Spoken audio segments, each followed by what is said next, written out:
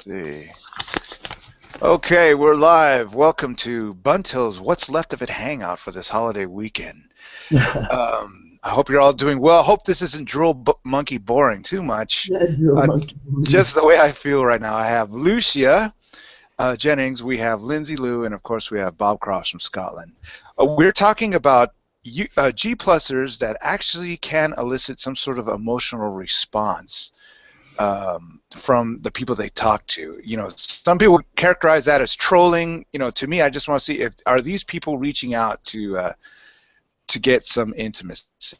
Let's go continue with Lucia, who is we're recounting why Rand Campbell started choking up when he was talking with Hillary, correct? No, he wasn't. It wasn't that he was choking up when he was talking with Hillary. So this comment thing was I don't know. I don't know when it was exactly that they had this exchange. Some kind of, I don't know whether it was actually physical, but anyways, it looks like they had at least, you know, an online affair. I don't know what it was, but All right. the point is, so that was all in a comment thread that Shani read out.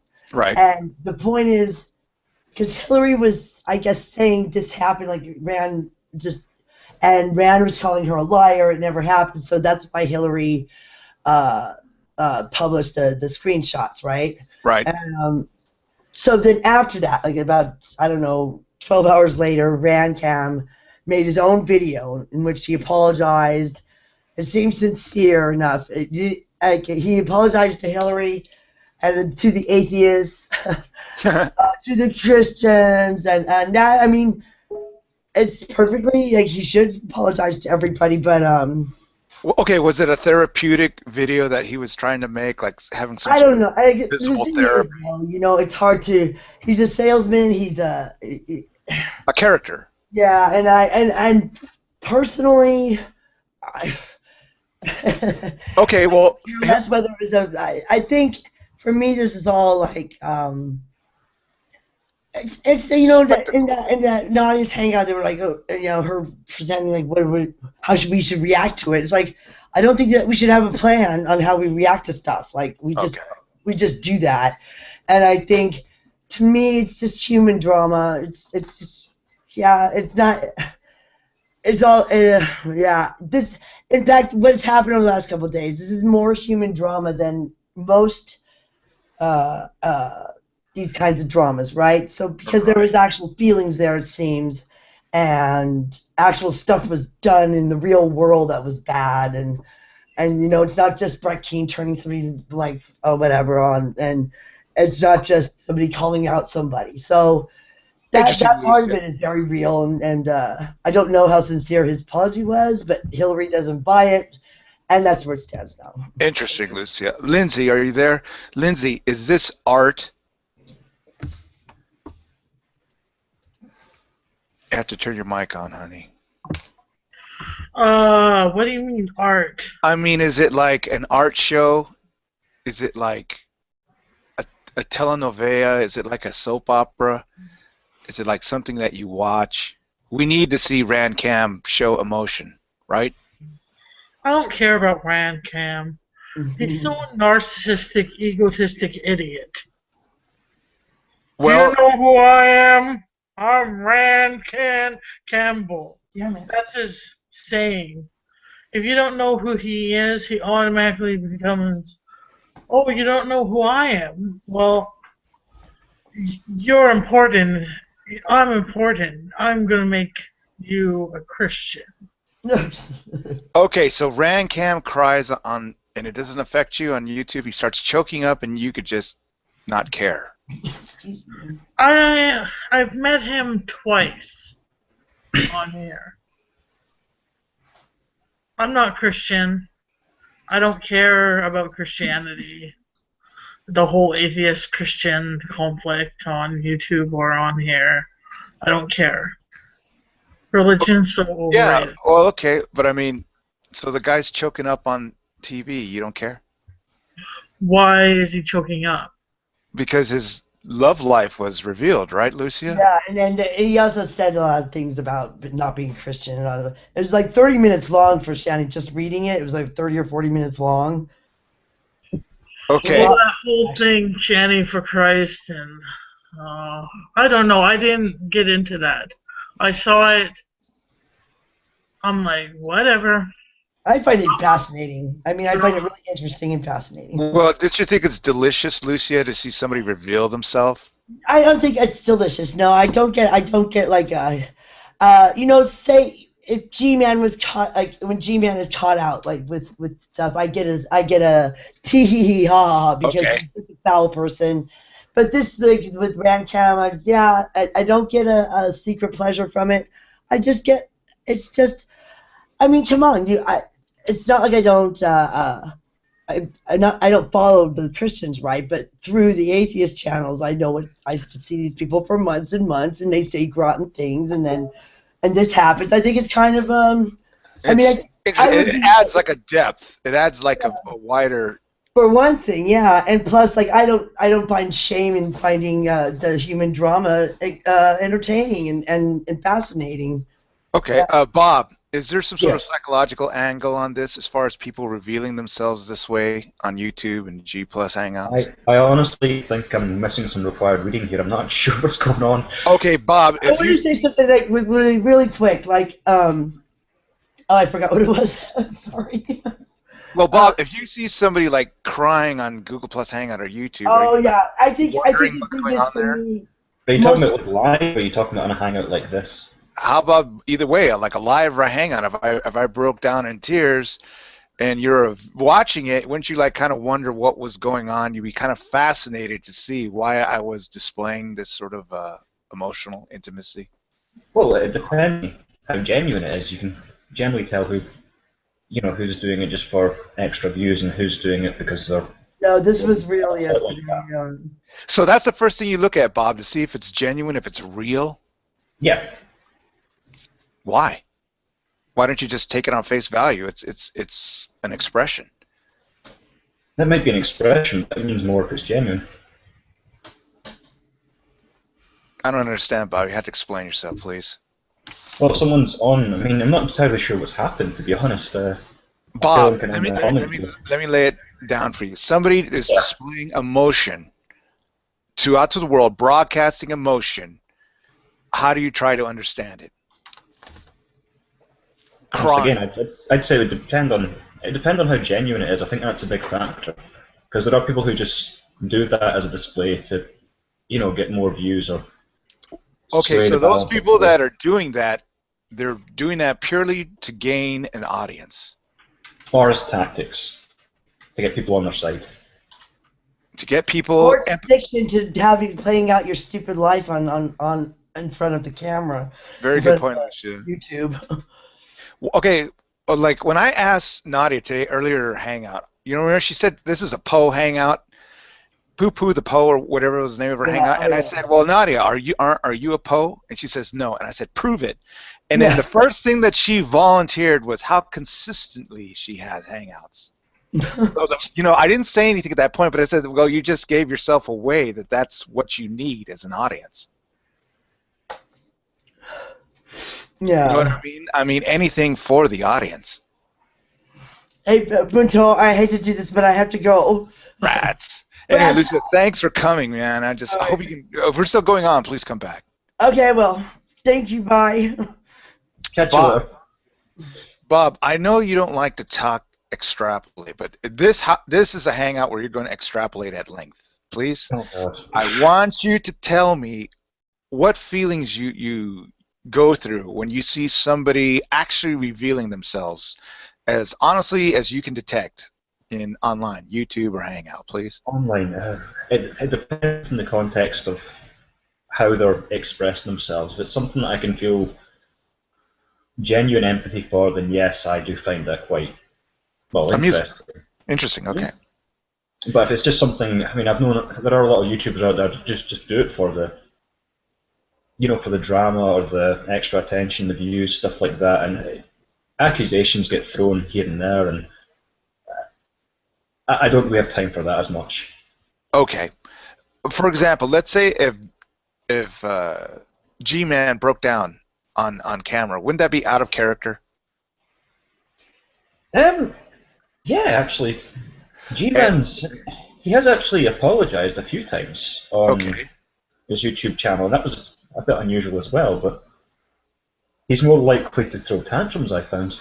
Right. Like if we saw G-Man hardly ever gives anything vulnerable, right? Any vulnerability. That's what Yeah, we're he's saying. quite out there. So if we actually saw him, expose himself, be vulnerable, then it would be so out of character. Wouldn't we have to try to, think of why he would do something like that? Well, I think at one point he did apologise to a few of the online atheists he was kind of slagging, and it seemed like a genuine apology, to be fair. Did you appreciate it? Yeah, I did. I mean, it wasn't aimed at me, but you can appreciate when someone holds up their hand and says, yeah, sorry, I was wrong. G-Man is in the business of broadcasting. I know, that's what makes it so tricky. He's He not does like his drama as well. right. He's a character. He is a character, and he'll do. He goes to such lengths of trying to set the rhythm. Set the pace of the conversation. Like you really can't talk to G-Man because he'll throw a tantrum if you question. If you Yeah. put any sort of weight on what he's saying in the premises and try to study it, he'll throw a tantrum. So when we do see people that are actually, in a way, when you volunteer, when you're vulnerable, when you present yourself as vulnerable, you want some sort of interaction, don't you believe, with your audience? That you're reaching out? Once again, it's kind of subjective, that one. I think there are people that just do it for the extra views. There are people who are genuinely apologising, and there are people who are looking at it a bit more fuel to the fire. I think you've got to take every case as an individual case. There's been a lot of atheists that have broken down online, and a lot of Christians that have also broken down. Really? I haven't seen that vulnerability.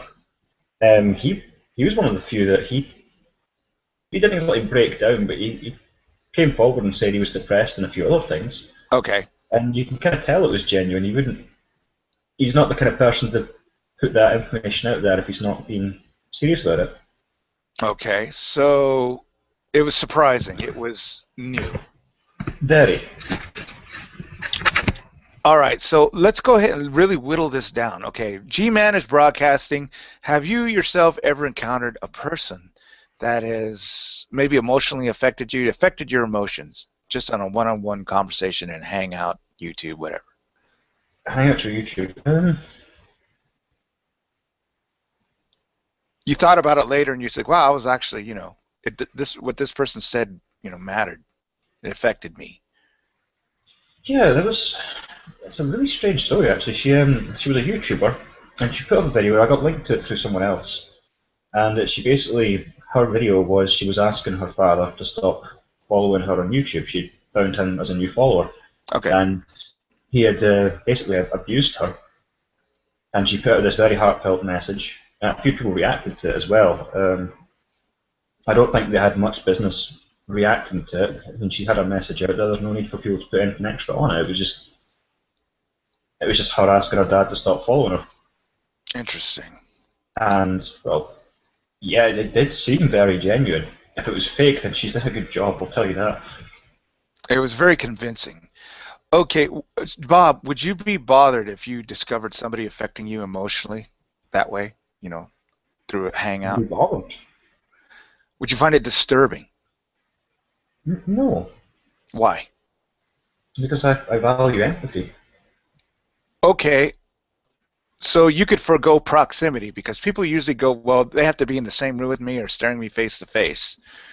But you're expanded enough that you can still have these type of relationships online. Yeah, I think a lot of my really good friends are all online. Okay.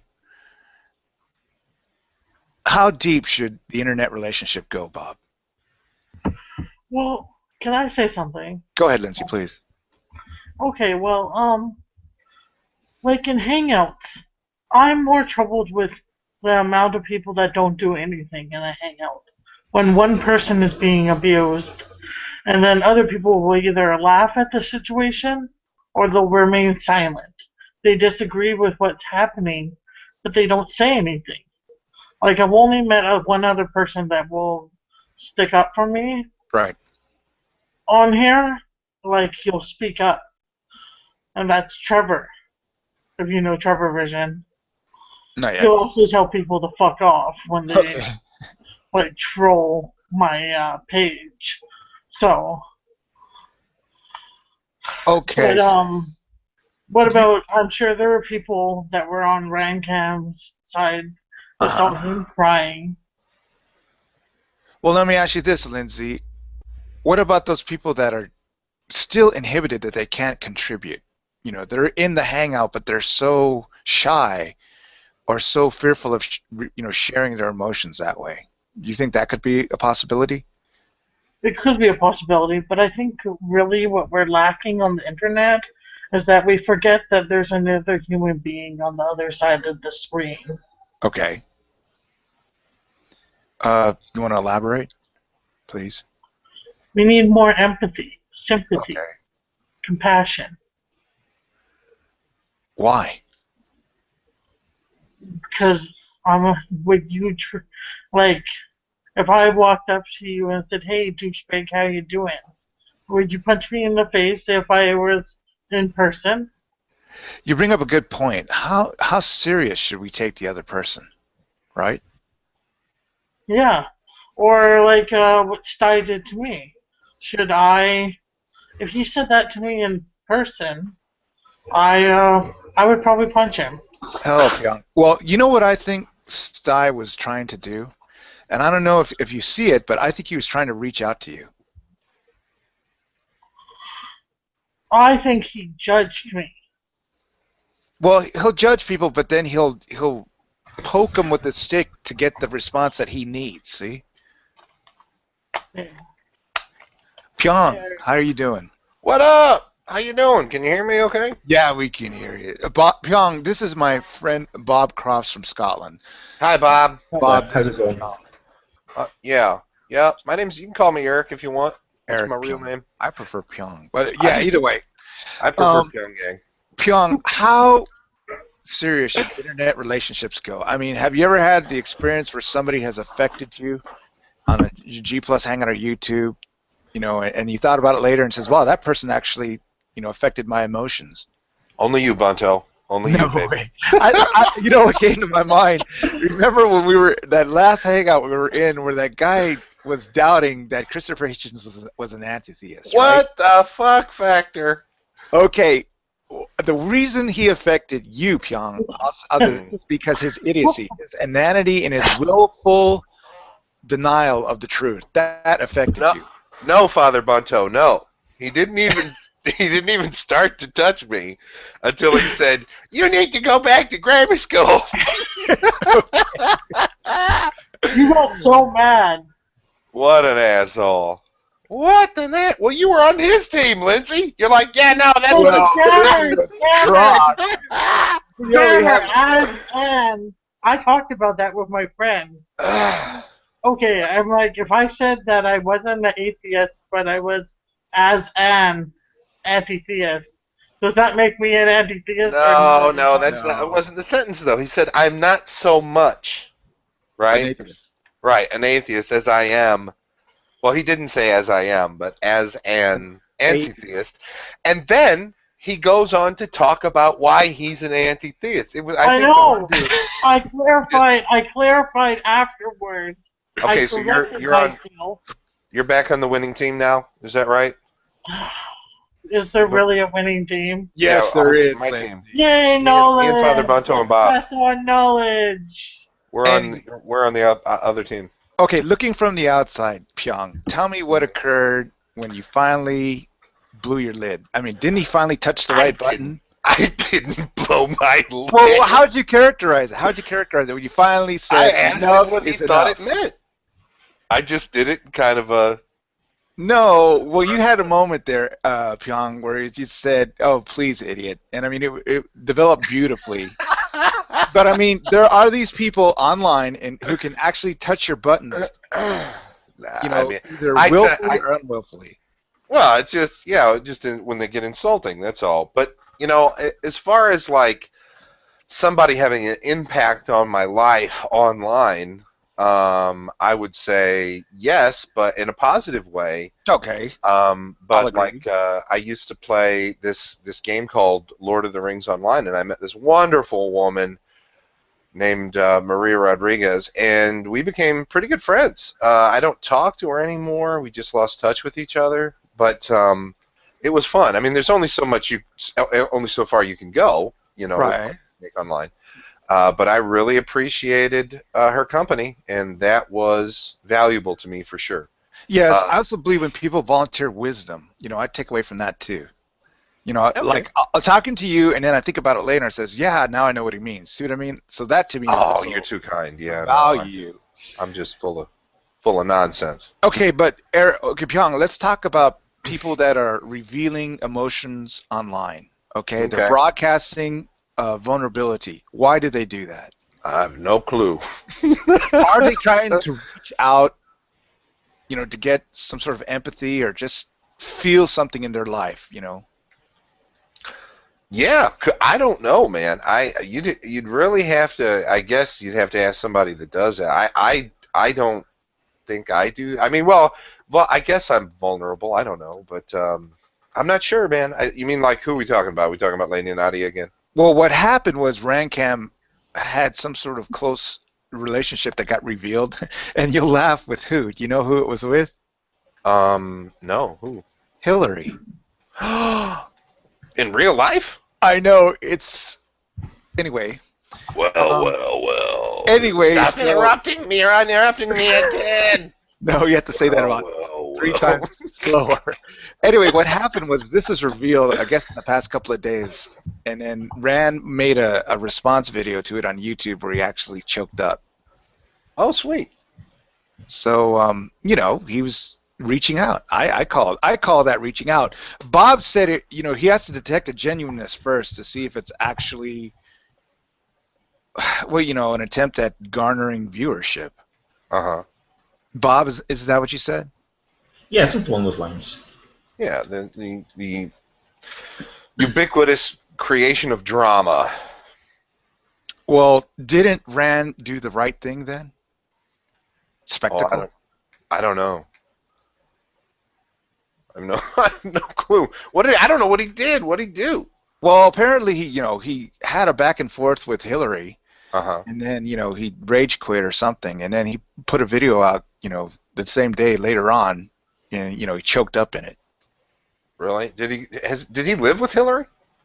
I don't think so. I think this is just the strength of an internet relationship. Oh, okay. So, I mean, the thing was that, Rancam presents himself invulnerable, and here is a moment of vulnerability. Mm-hmm. So my explanation, if somebody asked me, as an audience viewer, I would say it's an attempt to reach out. Okay. Yeah, so too, otherwise he would have just went to Hillary directly. That's a good point. I mean, that's one surefire way to avoid any kind of drama is to message a person individually and see what's going on. Maybe there's like some fear that he couldn't do that. You know what I mean? Like strength, the But ability he's to. got the strength to put it all over YouTube for everyone to see. Well, don't you think it's easier, Bob, that way to broadcast an apology or how much you mean than actually having the courage to go up to that person's face and saying, "Hey, you meant this much to me"? I really don't know. I've not seen the video myself. This is all. I take it this is what I missed the other day. Conjecture. Well, Mm-hmm. Why do it on YouTube though? Why do it on a live thing? Why not just go to the person in private? very good, Why Lindsay. advertise it? But Lindsay, I think it takes more courage to go one-on-one than broadcast. It does take more courage. So, That's why it means more. yes, you're absolutely right. But that's why, perhaps he took the easier route for him, that he could just broadcast an apology. Also, he gets the gain of viewership, too. Yeah, it seems great. Also, you get like, what if the person Hillary that doesn't accept his apology? You have like a series there that what would you say, a spectacle that you could build upon. Well, what if she doesn't forgive him? I'm not saying that I haven't talked to her in a while, so I'm not saying anything. But what if she doesn't forgive him? Like, there's that possibility. Right, Then Lindsay. he has the leverage to look better than her because he apologized. That's true. Very good point, Lindsay. But also, I'd say just, we're watching as spectators. Does it matter? What do you think, Pyong? Does it matter? No, doesn't matter to me. Eric, I mean, that was perfect. making. It doesn't bother me either, Eric. I'm mad at myself for getting involved in this conversation. What I miss? Well, okay, I affected you. I reached out and I affected you with this conversation, correct? Of course, I'm gonna talk to you. You're my friend, silly. Well, okay, Lindsay, is it wrong for me to affect you? You mean guilt trip me into your conversation? No, for some reason that I do these hangouts just to see what you think. I think you do it for the audience, honestly. Okay. Okay, well, is that wrong for me to do hangouts just to see what people think? No. So that's the sort of intimacy that we allow. I guess. Like, if I didn't want anyone to see this, I wouldn't have joined the live hangout. Right. Now, YouTube is vast and wonderful. Someone could type in the word boring and find this video and watch it. Right. People could put anything on YouTube. Okay, you could brush your teeth in the morning and put it on YouTube. That's a great idea. I mean, why? Why not? Well, I mean, why do we have to reveal ourselves all the way like that? Like Nadia, 24/7 hangouts. Why?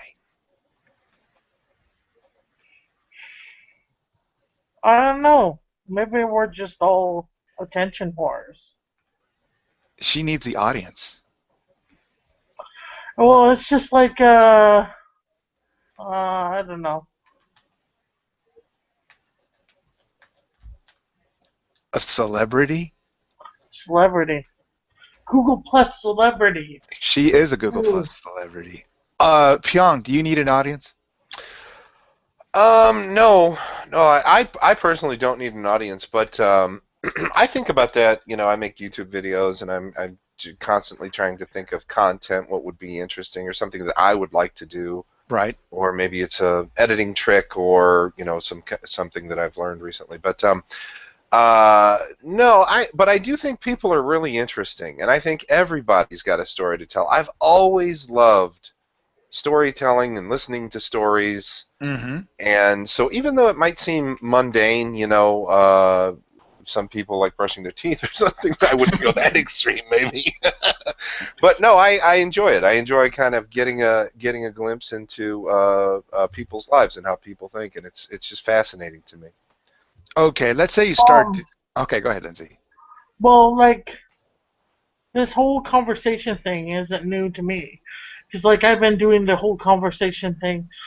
Let's go on the internet and talk to people, random people, like on Skypecast, Blog TV, and like all the jam, like chat sites, video, voice chat sites. And I've been on YouTube for 7 years uploading videos. Okay. So I'm not some, like, amateur. Okay, so I'm an attention cam whore.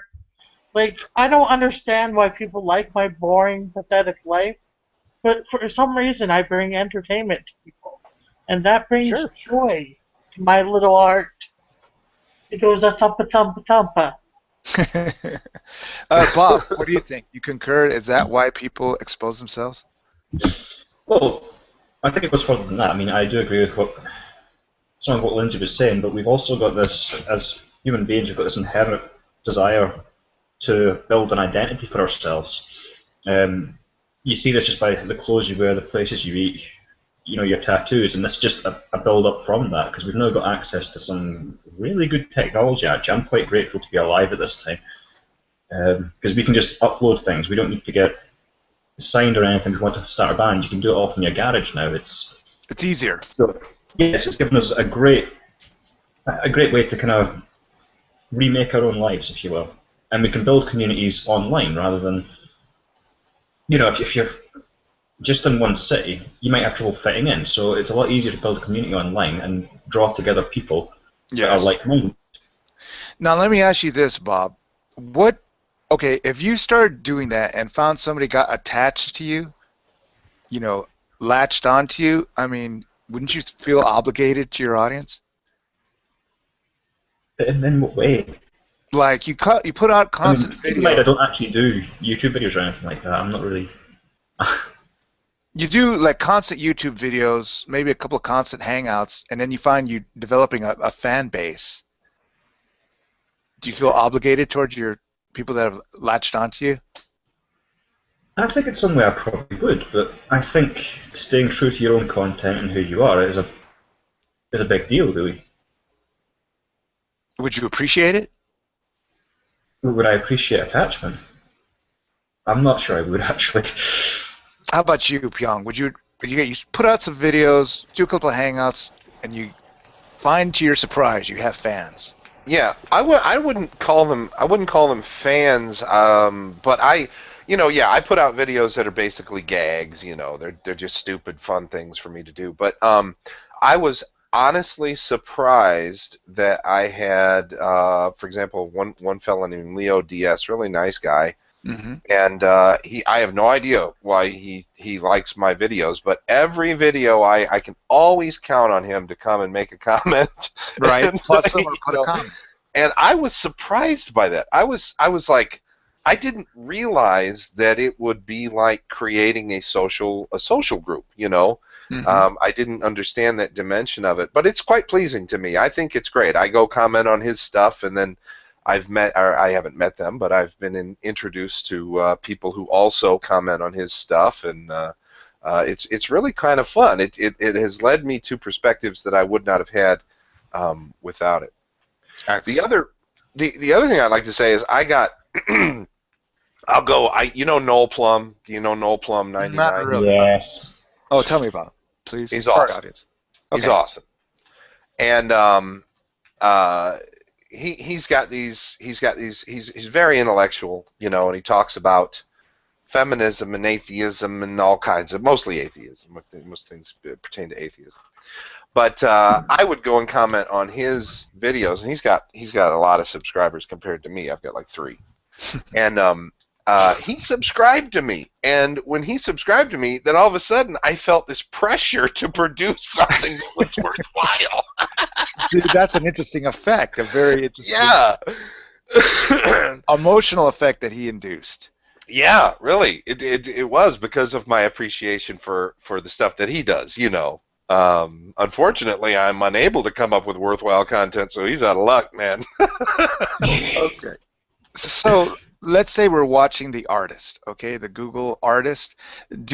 For us to be satisfied with them, do you feel like they have to have a breadth of expression? Like maybe Rancam is experimenting with his breadth of expression to volunteer this vulnerability. No idea. Well, I mean, does it sound plausible? Could you say it sounds plausible? Breadth of expression. I'm not sure what you mean by that. Go ahead. We see him as a very hard and fast, Christian evangelist who never, backs down, and then finally we're confronted with him showing vulnerability. I can't speak to it because I'm not very familiar with Rand Campbell, to be honest with you. I know that he's been in prison and he loves Jesus, and I saw him melt down, I think, once. Oh, okay, so you've seen it before. Shit. Which was great. So, but did you appreciate that a breadth of expression? Yeah, that one, yeah. Okay, so the true artist on YouTube and G Plus has to expand the expression. He just cannot be one flavor. I don't know. That's your characterization. I think that may be. I don't think so. I mean, there's a lot of one-trick ponies, don't you think? But they're good enough to you? I mean, satisfying? Well, isn't that also what like YouTube guide videos suggest, that you stay consistent with your I didn't subject know matter? that. Is that what they say, huh? Well, with your subject matter, but how about expression? Yeah, I don't know. I don't know what you mean by expression. Expression is we see him solid as a rock, and then now he shows tears, crying. It's like he's a human. Yeah. So there's a breadth of expression there. He's just not this monolithic evangelistic wrestling jock. I can appreciate the breadth of expression that somebody can display in Google Plus or YouTube. That's my point. Yeah. Any comments, Bob? I just wanted to say as well, I think what's really great is with G Plus and YouTube merging now, as is it Pyong? Yeah. Yeah, as he was saying, you do get YouTubers speaking back to you now, and they'll put you in their circles and things like that. I mean, I was on Google Play Store the other day and found that Matt Dillahunty was playing the same games as me, and that felt good. Then he was an outspoken atheist. It was also, a great debater, but to find out he's been playing Plague Inc. and he's beaten my score as well, kind of brings him to a more human level. Okay, well that brings up a good point, Bob. Thank you. Is it good to respond? Is response a good thing? Yes. For these type of communities, what do you think, Eric? That's essential. Totally agree. Yeah, it's fun. It's great. Because otherwise it's just a one-way communication. I think it's great to make connections with people. It's something to enjoy. Okay. How can I say this? The flavoring of the types of response that you elicit. Okay. Let me see if I can set this up so I can be clear to both of you. Sometimes when I talk to people, they're offended by the directness of my questioning or the way I put the question to them. See what I mean? Like I could temper it so much that I'm not as direct or as getting to the point that I want to. It's not, I would say first, it's just not my style. I have to ask the question that comes to the top of my mind to see what truth is there in the subject we're talking about. You see what I'm trying to get at, Pyong? I'm trying to talk about when you are trying to deal with people, through internet relationships, through responses, should you anyways not be yourself, to have some sort of protocol to temper it? Remember, like we had this conversation where we talked about keys, that when we talk to atheists, that you want to leave keys behind. Do what? You want to leave cognitive keys behind so that they can, somehow later on think of what you're telling them. When you are conversing with them about their faith in God. Oh, no. Yes. Well, no. No. Because I typically don't converse with people about their faith. What I was talking about something a little bit different, but I'll give you that. But to temper your response, see what I mean? Mm-hmm. That's really what I'm trying to zero in on. I think your question's a little odd. You know what? When I listen to you and people get pissed off at you, or when I get pissed off, I don't really get pissed off at you. Oh yeah, well I elicited some. You'll say something and you'll couch it in these very specific and poetic terms, and then you'll say, "Is it wrong to do that?" So okay, cognitive dissonance. I present cognitive dissonance in the question, and it upsets people. No. What you're doing is you're putting words in people's mouths. Okay. That's what it is. I'm putting words in people's mouths. Bob, okay, please tell me honestly. Do I do that? That's why they say you're the you're the atheist Brett Keane. Bob, okay, tell me about proper eliciting of response. That's what I'm trying to say. Tell me about that. Oh, I don't know, man. Eliciting a response. I don't know. What do you think, Bob? Eliciting a response, I think just be who you are. If you care enough about what people think, then you probably shouldn't be in the open web anyway. Okay. But you will offend people. There's no ifs and buts yes. about that. If you're putting out any kind of message of, be it religion using no plum, you're going to offend people. People will not like what you have to say, especially if it's close to the truth. Yeah, that's true. That's true. Eliciting reactions, though, Bunto, what I would say is, I think you're good when you say, "Would you agree with this?" Okay. X. How would you characterize? Is this how possible? Would you characterize it, and then let people express for themselves. Go ahead. I'm sorry. But you're right. Is it this possible? Would you agree with this? Mm-hmm. but not the, isn't that the correct, giving them That's right. like the proper path, Then right? and then you go into, why do you fear that? Why do you? They hate. Okay, why? Okay, when you intimate that their response is anything other than quantitative, right? They get upset. Why do you fear that? But I mean, it's because they have not thought if it is purely, if there is a qualitative fact. That's why I offer that a lot. That's why I offer that response a lot. Do you fear that, or what is the fear there? And if if they looked at it straight rationally, they will say there's no fear. There's just the truth. See, that's Right. why I ask that question sometimes. I'm not saying that why do you fear something is not an appropriate question in some cases, but I can't remember the example. We were talking to Green one night. It was healing. Yes, Right, healing. is healing, is behavioral psychology, is that healing? And Green would say no, and you'd say, why do you fear that? why do you fear the word healing? Because he's like, what are you talking about?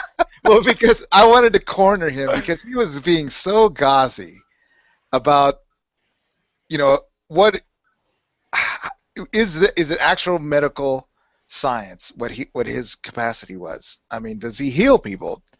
And then he wanted to say, well, we changed behavior. And I was all like, well, do you fear that word? Do you fear healing somebody else?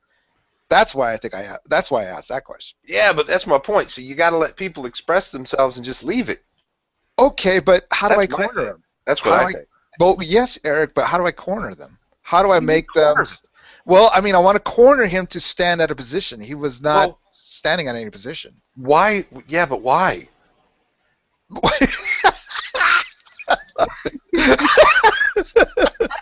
The Bunto experience. Why? Because it's important. It's important to stand on a position.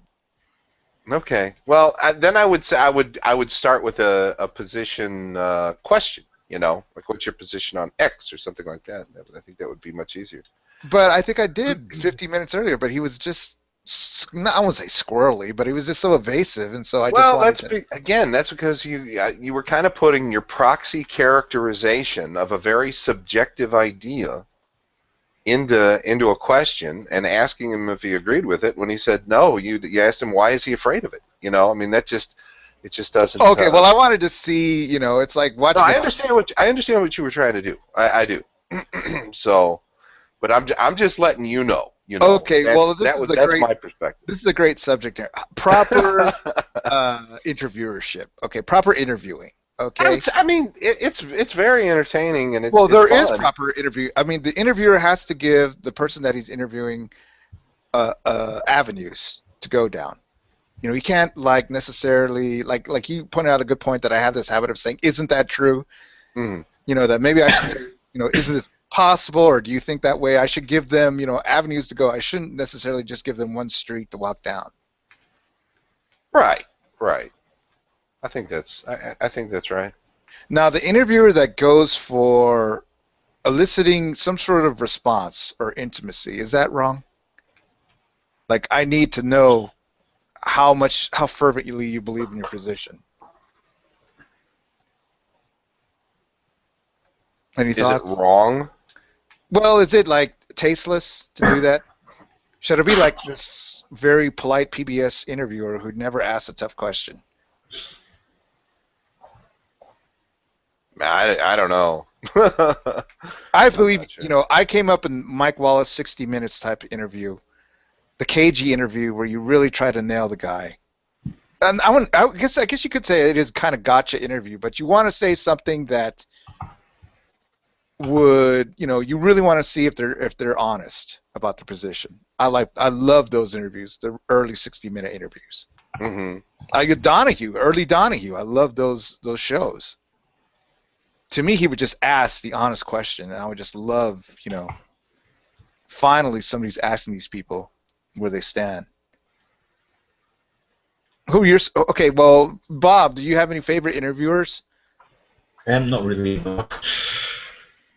Bob's a young man. He's 27, right? Yeah, that's right. Okay, well, Eric, do you have any favorite interviewers from, TV on past? Well, I have a different perspective of interviewing. I mean, a lot of times what you're doing is what I will criticize. These people who argue that what they refer to as philosophy do it sometimes. What do they call it? Presuppositionalists. I call it the Socratic method, focused to infinity. Okay, Socratic method, focused to infinity. That's not exactly what you do, but that's when they start deflecting something and they start to ask questions and they want an answer and then they'll ask another question. That's the Socratic method. Right. They kind of focus to infinity. It's like they don't even know what they're really talking about. They just continue to ask questions. Okay, you think they're fishing. They're fishing too much. Yeah, it's a fishing exposition. Right, and the fish they're trying to catch is some kind of contradiction or something like this. It's nonsense. But I have a different kind of perspective on it. Contradictions are nonsense. Why? No, not contradictions. No. The presuppositional bullshit is nonsense. Okay. But anyway, I have a little bit. Have you ever heard the phrase, for like witness testimony and that sort of thing? Never ask a question that you don't know the answer to. All right. So I have a little bit different kind of idea about just kind of, you have more of a stream of consciousness interview style or whatever that you do talking to people, but sometimes. Okay. Well, I don't want to be. Oh no! Go ahead. Okay, please tell me who you thought was the best interviewer you ever saw on TV. Well, that's what I'm saying. I think the best interviews are the ones that are put together in a really tight narrative, like the stuff you would see on Frontline, which that kind of investigative journalism. Like Seymour Hersh. They do a lot of. Pardon? Seymour Hersh. The reporter Seymour Hersh. Say Frontline. I think Seymour Hersh. Well, okay. Not familiar with Seymour Hersh. Who, Frontline is in PBS, right? Yeah, the program. Okay. That kind of interview style. Those are they always have interviews on there, but they're tightly woven into a narrative.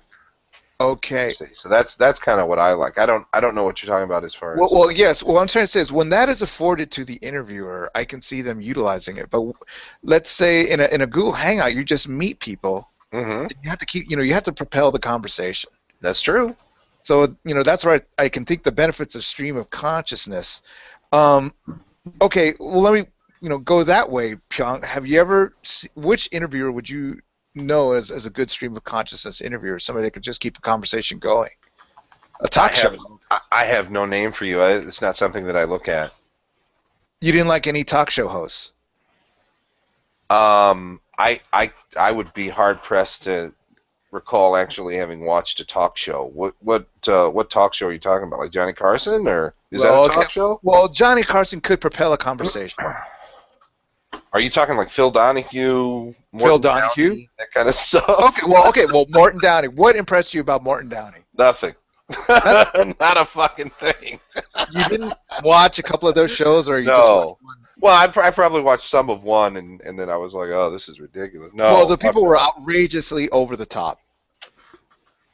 I have no favorite interviewer to give you, Bunto. I'm sorry, buddy. That's interesting. Well, I got none. Why that is? Just not interested in it. Like the 60-minute guys, you didn't like them? I don't think I've ever watched 60 Minutes. Well, I probably have. You ever seen Mike Wallace? Yeah, probably. Bob, did you ever see Mike Wallace do an interview? I'm not sure I did, but my TV's slightly different from yours, I think. Well, I encourage all our audience right now, if they ever get a chance, if you're too young, please go on YouTube and type in Mike Wallace and look at his interview style. Okay. And I mean, that to me has always been, what would you say, a benchmark to go by as far as like propelling a conversation. Okay, fair enough, I'll do that. As far as interesting, like if I'm an audience and watching somebody do an interview, I want to see Mike Wallace type hard questions. Oh, what do you think about that, Eric? Okay, Eric, if you came across a YouTube interview and watching that, would you be attracted to that or not? You were just saying, well, this person's just probing. I have no idea. I don't think I've ever watched. Like I said, I've never seen a Mike Wallace interview. So, I mean, he was the guy who went after big tobacco. Yeah. Yeah, you have to have somewhere you're going. You know, you have to have like some ultimate objective, or more precisely a narrative. You know. Okay, I agree. So, Get a narrative, and then you are free to explore it in a stream of consciousness way. What do you think of that? yeah, that's good. Do that. Try that. Okay, so we were talking the other day, wife just for the hell of it. That was our narrative, and we went with it. Remember that conversation? Yes, I do If actually. you had the money, get a wife just for the hell of it, and we could play that out for about 20 minutes just to see where it was going. Or did you find that heavily annoying? Yeah, it was ridiculous because you kept making assertions, and then you'd ask questions where you loaded the questions up with your assertions, and then said, "Don't you agree with that?" And then I'd say no, and you're like, "Well, why not? Why don't you agree with these 9 premises that I've put into a single fucking question?" Well, let me. Okay, Pyong, how do you handle it? What's another way of handling the interview? Cut it out, dude. Just. But I mean, how? I mean, do I like give you want the questions in advance so you could already plan out No, I don't want the your legal strategy of where to go? No, I don't really care. I think it's funny. You get the questions in advance, then you know which ones are threatening, which ones you can deflect. And, No. I think that you have to have the questions, at least, have some kind of like understanding where the answers could take you. That's what I'm saying. I don't care. I don't care what you do. Just have fun with it. Just have fun with it, right? Yeah. Okay. And then just ask people questions till you piss them off and they leave. All right, they rage quit. Okay. All right. Well, okay. Role playing. You're going through one of these type of interviews, Bunto or somebody else, where they're just poking, seeing what they could get, right? Mm-hmm. How do you handle that? I mean, you just finally say, stop the music. I've noticed you've done that with me a couple of times. You're just asking questions for questions, Bunto. Yeah, right. And then, well, let me present to you where I'm thinking right now. Isn't that fair that I could say, well, you accuse me. What kind of, you just asking questions for questions. I, the interviewer, will then at that point have to volunteer what my thinking is. Okay. Or would you just, write me off, say, look, you're just trying to make me look like a fool?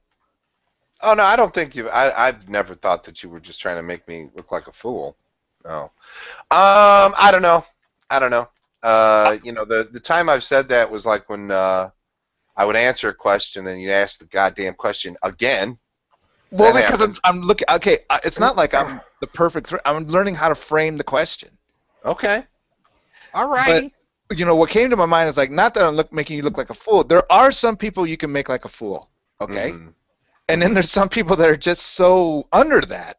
Like the guy with this, Christopher Hitchens isn't an anti-theist. I mean, I would have an extremely hard time trying to get anywhere with that person. You did. Right. But I couldn't. See what I mean? But yeah, because, I mean, he took in that case, took the plain meaning of a sentence and just denied it. Denied it. Just said, no, that's not right. So yeah, there's not much you can do there. Okay. No, I mean, interviewing, pointed interviews are do reveal important information, I think, sometimes, and sometimes Yes. impromptu interviews do the same. Remember when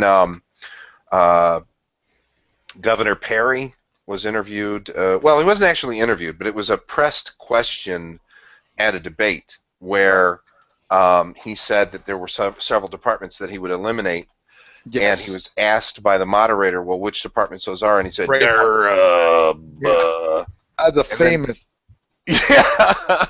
And were it not for the follow-up questions proposed by the moderator, that wouldn't have come out, because I can't remember who the other participant in the debate was that gave him an out. I think it may have been Ron Paul. Yes. But somebody gave him an out. They said something, and it kind of moved the conversation along, and then the debate moderator went back and asked the question again, and boy, it was just clear that he had no fucking clue what he was talking about. He was an idiot, and then how it only took like about 3 or 4 weeks before he was out. Right, very impactful for his career. Okay, so you're undergoing that interview, Okay, so you feel it's incumbent upon you as the interviewee just to say, what is your point? To say, stop the music. You're just asking question for questions. Where are we getting at here? Me personally, yeah. If I've already answered a question, yeah. I have no problem doing that. But I think a lot of public figures, they're kind of, well, they do a lot of tricks and stuff where they'll answer the question that they would like to have asked. Sometimes they completely ignore. That's something like Sarah Palin does. That's true. Very true. Yeah. But no, yeah, I'm not a public figure, so I would just say, I've already said that, as you know. So right. So Bob, do you like being interviewed? I can't say I really interviewed that much. Could you extrapolate at length for the benefit of an interview? Extrapolate at length? No, I'm a man of few words, I'm afraid. Why won't you give to your audience, Bob? Why do you fear giving to your audience? You see, he wants to steal all my good. Here he figured out Bunto. He knows the Bunto interview. That was the next question. I was staying here. Oh God. Okay, why don't you want to give to your audience, Bob? Do you fear? I don't have an audience, to be honest. No, well, in this interview, you have an audience. Okay, you have to assume that there's an audience out there for a live broadcast. What situation would I be in? Right now, this one right here is good enough that you are asked, why don't you give to your audience? And that's an avenue for extrapolation, Bob. You have to talk at length. That's what the interviewer desires. Right, okay. I don't know.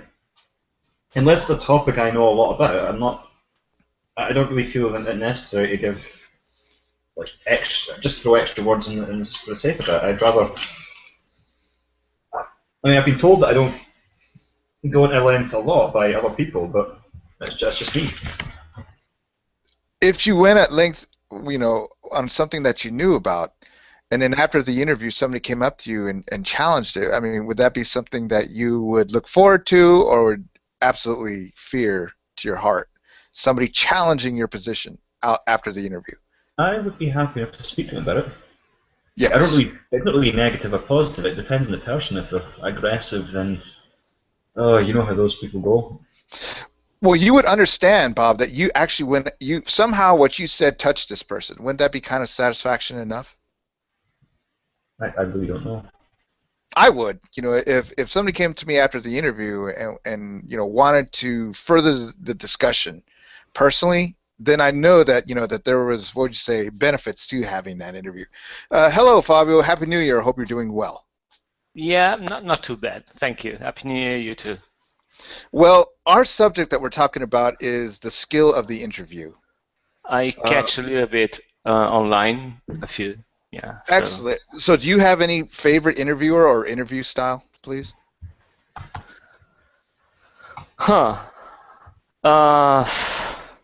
Do you like aggressive interviews or interviews that are well planned out? No, I like interviews which are planned out, but I don't like aggressive interviews.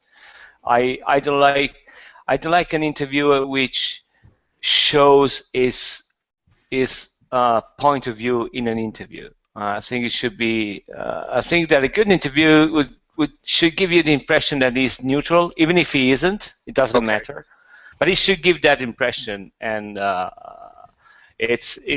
me, it's the most interesting ones are the ones which make the less questions, meaning that Minimal. they can really give a lot of rope to the guy which is being interviewed. Okay, and we're talking. Actually, will land himself or not, it doesn't matter. But yeah. Okay, very good. Okay, Fabio, we're talking the sterile cockpit, right?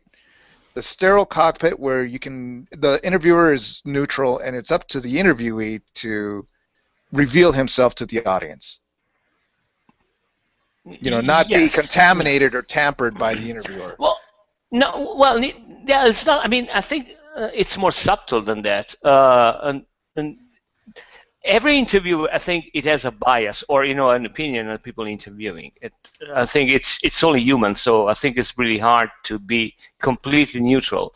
But to me, the best ones are the ones which doesn't give the impression of having a point of view. They just if I want if we for example, if I want to interview you and I really think you're a bad person, Yes. the best way, the really genius ones wouldn't be the one, pressing you and, getting you in contradiction and stuff like that to show how dumb you are, but just, make a few questions and then eventually you will show up how dumb you are. I got to make the right questions in order for you to show how dumb you are. Okay. Not for me showing how dumb you are to the other people. Right. I hang myself. You want me to hang myself.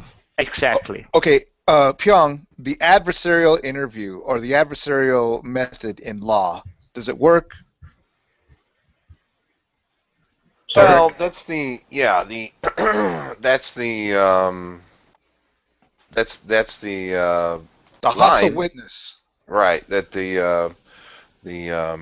adversarial interviewing, in law brings out is the best way that we have to bring out the truth. I don't know if that's necessarily true, but it's pretty good. I mean, it makes people sweat. Okay. Did you find anything that Fabio said agreeable? Oh, absolutely. All of it? Absolutely. You would rather see a neutral, sterile interviewer and allow the interviewee to hang themselves. Right, and I mean a very skilled interviewer could probably even cut their own questions out of the interview, I would say, and still net the same result. I mean, imagine how little you would have to say to trap up someone like G-Man, for example. You know what I mean? That's a good point. I believe you have to be very skilled to nail somebody like G-Man. I don't. Okay, well, I agree. I mean, can you paint that picture? I mean, well, it depends on degree, guys. I mean, to really nail G-Man, I believe you have to be skilled. Well, what do you mean by nail? I mean, you're not going to get G-Man to admit that he's not right. You're not going to get a G-Man to admit anything other than absolute victory. Okay. You will have to be skilled if you want to prove the point that G-Man is a really smart guy. That you got to be skilled. Okay. Yeah. Well, how about this? Okay, the G-Man interview, you want to show clear-cut, definitive hypocrisy. I mean, clear-cut. I mean, he's saying black is white. The sun rises from the west. You want to show definitive hypocrisy for once and for all, simple shit. To do that, I believe you have to be skilled. No, I don't agree. Not with G-Man. You could just talk to the guy and you'd have definitive hypocrisy. I mean, G-Man is such a transparent guy. He has 2 or 3 buttons. You press them and he's done in 45 seconds. Very good point. Yeah. Well, when you said 2 or 3 buttons, I thought of trying to talk to the man and not getting him pissed off. I've never been able to successfully talk to him for more than 15 to 20 seconds where he doesn't get mad at me and it's, turns into cluster. I thought that what you meant with, nailing G-Man, because, I don't know. I probably misunderstood you. I thought that's what you meant. Well, I must say, I've seen a YouTube show where G-Man actually, wasn't that bad. And it was, I haven't got the link right now. I'll find it and I'll post it to you later. It's on a channel, it's called the NCG, and it was on the show, and it was actually treated, to be fair, it was treated way differently. Yeah, seriously. And it was quite refreshing, Granted, it was, I think, a year ago, so a lot of water has passed, under that bridge. We've had the Chaco atheist spectacle. Okay, it was before that, I think. Yeah, I know. The New Covenant group. Okay, well, the thing is, we were talking about the sterile cockpit interview. Where I'm minimal. Hello, Lindsay. And I'm gonna let G-Man, have the whole court, right? But the thing is, I believe, you'd have to propel the conversation, minimally to where he would fall into a contradiction if you wanted to get G-Man that way. No, yeah, again, I said, if you want to get G-Man that way, there are 2 or 3 buttons you have to push, and you can do that in the first 15 seconds. And the interview, you will prove that point in 1.30 seconds, and that's it. It's 1 minute 30 seconds. It's that. That guy is so transparent that. Well, I might be wrong, but I don't see the difficulty in that. You don't? Okay, well, this guy isn't getting nailed every day. He is displaying idiocy, but he's not getting nailed. How about if I said that?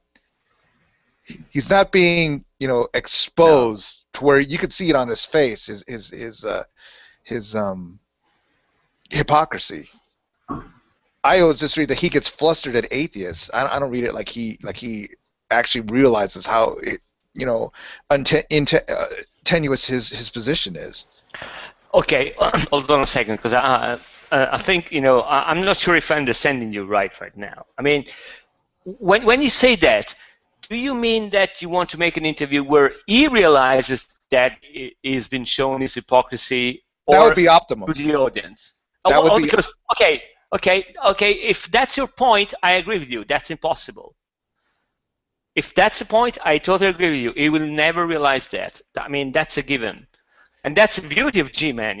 It's like it's like a rubber ball. You can bounce it on the wall all day, and it keeps bouncing back. It's that easy. If you want to show the audience his hypocrisy, again, I think that a couple of minutes would be enough. Pyong, you remember in Star Trek II, the Kobayashi Maru? The no-win situation. Yeah. There's no win situation with a G-Man interview. There's just nothing out of it productive. Well, it depends. It's highly contingent upon the subject matter that G-Man is going to apply. And when I've watched G-Man, what I see is he'll flail around in this sea of ideas that he doesn't truly comprehend, and he'll grab onto some flotsam. And he'll hold on to that for dear life for a while, and then people will say, no, G-Man, evolution doesn't have anything to do with, atheism, and they'll beat it into his head for about half an hour, okay, just for example. And then he'll say, okay, well, what about this? And he'll grab onto another piece of flotsam, and he'll hold on to that for about 30 minutes or so until he's been beaten off that one. And then he'll go right back to the evolution and atheism point, like nobody told him anything. Well, so that's kind of his shtick, and so of course you're not gonna be able to pin him down. What is he saying lately? I haven't seen him. I saw a little bit on a program recently. He was talking about little gods. You're your own little god because you are your ultimate authority. He just his what he says is so ridiculous. He kind of defines his position into being. And how are you going to beat somebody off of that? You know what I'm saying? No, okay. Yeah, that was exactly my point. If your point is to make him realize that is being, an hypocrite or dumb, you will never succeed in that. In that I agree. But if you're just setting up something, if you're making an interview to show how he, is missing some, something in his thought process, that's quite easy. The only thing you have to ask him is, you got to ask him if he understands evolution, and he will say yes. And then you got to ask him, okay, why do you keep asking that you want to see a dog turning into a non-dog? Because that's the level, and also this is another problem with people like you, man. You got to go to such a low level that you got to be willing to go that deep down, in that, shit sea. So, if someone tells you, I understand evolution, and then he keeps asking, show me a dog which becomes a non-dog, that's pretty much it. Okay, what else do I have to say? It's clear. If you make that question, you don't understand evolution. You said you did, and then you make that question. So you're either stupid or you don't understand evolution. Pick one. Okay, I can agree for that. Okay, let me offer this to you guys. The one tone, the one steady beat in all of G-Man, the central tone is hatred of atheism. Oh Yes yeah. or no? Yes. Yes. Yes. Have you seen yesterday's Hangout with Andy the Ripper, the G-Man? No, Have you please seen that? don't. No. Okay, listen. There is a bloody hell. I think the timestamp is about 1 hour 55, stuff like that. And basically, I don't know. I mean, they were get caught in that conversation, and I swear to God, I mean, you can't make that shit up because I cannot. No, listen. I mean, what I'm going to say is so insane that you will believe it because I cannot make that shit up. I don't know. The guys, were taking stuff. Andy was taking a plate. I couldn't follow the point. I was doing some other stuff. It was just background noise. And it was showing G-Man a plate with some, say, oh, you see, I've been to Turkey. And G-Man, I swear to God, he goes off camera. He picks something, so he's very close to where he is because he goes off camera just for a while. And he takes a skull. Yeah. It is a skull. It's a moldable skull, Okay, hold on a second, because this skull, it keeps saying, oh, you see, oh, I got a skull, I got a skull. And this skull, you can remove the cranium, so All it's right. empty. And I swear to God, on that skull, he wrote, but he didn't write on time. He picked it and was already written on it. So, I mean, keep imagining the guy has got a skull in his room, and on that skull, on top of the skull, he is written Alex Botton. Okay, now you want to interview that guy to show that he is nuts? I mean, please be my guest. But really, I mean, that's be the shortest hangout ever. What's going to be entertaining for people that watch that interview, I know, somebody who's going to take G-Man seriously. Like you said, it appealed to you, the NCG, where they took him seriously for a bit. It was a kind of refreshing interview.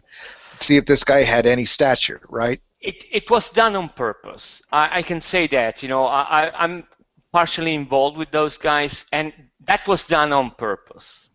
Okay, So you got to say that they didn't give him any credit before, and there were some discussions about it before that interview. But yeah, I mean, I like it. I mean, okay, let's take this guy seriously, and then see where it goes.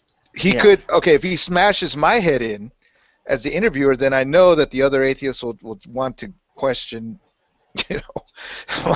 my ability to expose what they perceive, G-Man is. They would question my skill and acumen as an interviewer. So that's one plus I can see out of that interview. It could be a win-win. Oh yeah, absolutely. Yeah, but keep in mind, you're talking with a guy which has got a skull on his table, and is written on it Alex Botton. Yeah, I mean, you got to remember that when you're talking to that guy, But the Alex Bottons of the world are the foils for G-Man. Mm-hmm. I mean, they're kind of like the comedic relief. Oh yeah. Okay, Eric. Just from your legal experience and your experience in law, does the adversarial interview work besides making the person nervous? Well, it's not. You arrive at truth. It's not real. Yeah, it's not really an interview, though. I mean, it's really a way of just expressing evidence. Getting to a particular point of evidence, and then there's cross-examination and rehabilitation. But it's not really an interview. Like I said before, one of the rules of it is, and I'm sure you've heard this. Like I said, never ask a question that you don't know the answer, to which you don't know the answer. So, but does it work? I guess so. I mean, sometimes it does. It just depends. If you saw the adversarial, you wouldn't like it, the flavor, if you saw it on G Plus YouTube? Well, how are you going to do it? I mean, I go right after the interviewer and say, this is where you are specious in your. It's voluntary participation. They just leave. Yeah. So it's a little bit. It's a bit different, Rage quit. You get the rage quit. Yeah, you get the rage quit. So I don't know. So that's obviously not going to work with G-Man. You have to have decorum and politeness with somebody like G-Man. Yeah, I mean, you'd have to make it so that he wasn't afraid, I think. You have to go halfway into the guy's madness. have to start believing in God. You have to start believing in God if you're going to do a good G-Man interview. I don't know. Isn't that what the You can also NCT did? with people with G-Man, you can also go the full Monty. You can do the opposite. You can piss him off so much, and again, that was in Hangout yesterday. He got so pissed off with that guy that he refused to leave. He said, "I'm not leaving. You gotta kick me out." And again, they went off for about 45 minutes after he said that. I gotta watch You know? this. Yeah, he tried to trash the Hangout by breaking the terms of service and stuff like that. He took, I mean, fuck me silly. He took a box of Nesquik, the chocolate stuff, and because he wanted to trash the Hangout with terms and services stuff. He said, okay, this Hangout is being sponsored by Nesquik. He tried. He didn't want to be. He didn't want to leave. He wanted to be kicked out. The guy wasn't kicking me out, and they kept going back and forth for another 45 minutes. So that's another approach. You probably never thought about it. That's interesting. Well, that's the thing. What struck me, Fabio, is now I know if you even get close to nailing G-Man, he knows the methods of getting kicked out. Fabio, what was this hangout again? I gotta go check this out. No, okay, hold on a second. I'll post you the link because thank you. Yeah, Thank you yeah. It's taking some time. You see, and that's one thing about the adversarial on the stand. I mean, the guy has nowhere to go, but on interviews they can always rage quit or get themselves kicked out. Right, exactly, yeah. So what I missed yesterday? I saw you had a hangout yesterday. Anything good? Well, it was really good. We started out with sexuality and then talked about relationships and behavior, and of course it dovetailed into Bible scripture. But it was a pretty decent hangout. I liked the way it started out. Good deal. Several subjects just propelled the conversation along, one after another. But, I just tell our audience, when we start talking about Bible stuff and scripture and theology, I just get kind of punchy. It just, the enthusiasm level drops. Mm-hmm. Yeah, I'm the same way. Maybe I should learn, how to strengthen, when they bring up scripture, I don't know what to counter it with, except it's baloney, Right. And then, well, the thing I was bringing in was like the level of politeness when I'm talking to a theist, and I brought up the fact that I always like to say that there's, right off the bat, I like to say there is no God. Mm-hmm. And of course they always find that impolite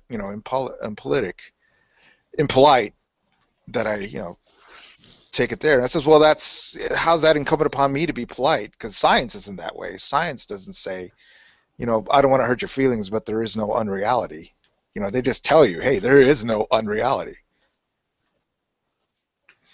Yeah, yeah, I don't know, man. I don't know. I think it's like we were talking about this a little before. I think it's good to be polite to people, but that's just me. You don't have to.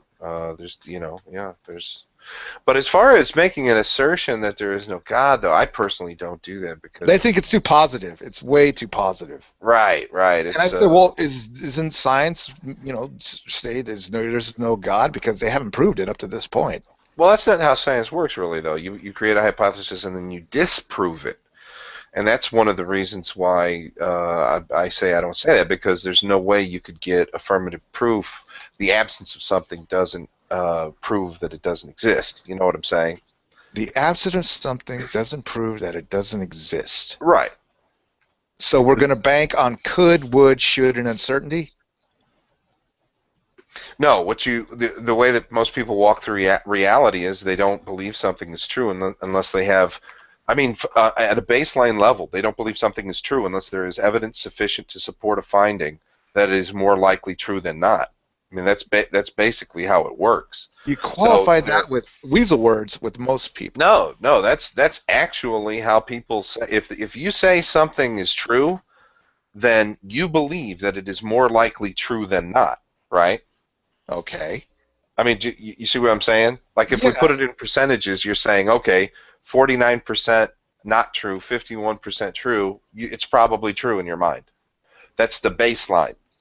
A consensus. All right. Well, we kind of got. You said most people, and then I thought, well, I know who we're excluding. It's, the the people that who have faith, who base all their truth in faith. Right, and to keep that in terms of percentages, if somebody's like, when they have a very low standard of proof for themselves, and they fill up the rest of it with faith, that so. I don't. I just have no problem with the positive statement saying there is no God. Well, but see, that's right. But if you actually said that, and you're using the absence of something to prove that it does not exist, then well, I mean, I get that's up to you. The reason I know there are no gods is because I understand that they're man-made inventions. Right. Yes. I believe too. But the thing is, there's no naturally occurring God. They're inventions of man, the human concept. Yeah, I agree with what you're saying. I look at it like when people talk about a deity, they're not actually talking about something that they've experienced. I agree with that. But to say it absolutely you just can't back that up. Okay. It's just impossible to back up. So, but I agree that the chances, so much so that I am almost absolutely certain. You can't have absolute certainty, of course. But I am certain that it is, a human invention. That these stories are human inventions. Of course they are.